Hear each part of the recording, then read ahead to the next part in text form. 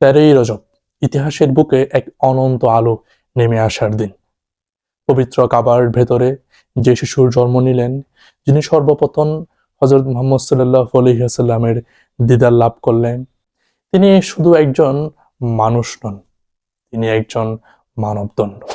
বাবে বেলায়েত, বাবে মদিনাতুল ইলম, হায়দারে কাররার, আমিরুল মুমিনিন, মুশকিল কুশা আলিয়ে মুর্তজা আলাইহিস সালাতুস সালাম। মাওলা আলী আলাইহিস সালাম হলেন সাহস। যেখানে অন্যায় মাথা তুলে, সেখানে ওনার তলোয়ার ন্যায় বিচার হয়ে নেমে আসে। মাওলা আলী আলাইহিস সালাম হচ্ছেন ইলম। যেখানে জ্ঞান দরজা খুঁজে, সেখানে তিনি নিজেই দরজা। মাওলা আলী আলাইহিস সালাম মানে হচ্ছে ইনসাফ। বন্ধু হোক কিংবা শত্রু, সবার জন্য একই ন্যায়। মাওলা আলী আলাইহিস সালাম মানে হচ্ছে ইবাদত। গভীর রাতে সেজদায় রটে গিয়ে কান্না, আর দিনের বেলায় মানুষের অধিকার আদায়ের জন্য আপোষহীন দৃঢ়তা। মাওলা আলী আলাইহিস সালাম শিখিয়েছেন শক্তি অহংকার নয়, দায়িত্ব। নেতৃত্ব শাসক নয়, খিদমত।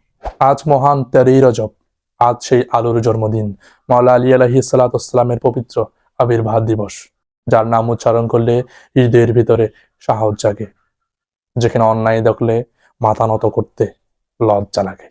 এমন একটি দিন, এমন একটি পবিত্র সময়, এমন একটি পবিত্র মুহূর্ত, অথচ পুরো মুসলমান জাতির মধ্যে অধিকাংশই জানে না আজকের দিনটা কি। বড়ই লজ্জার।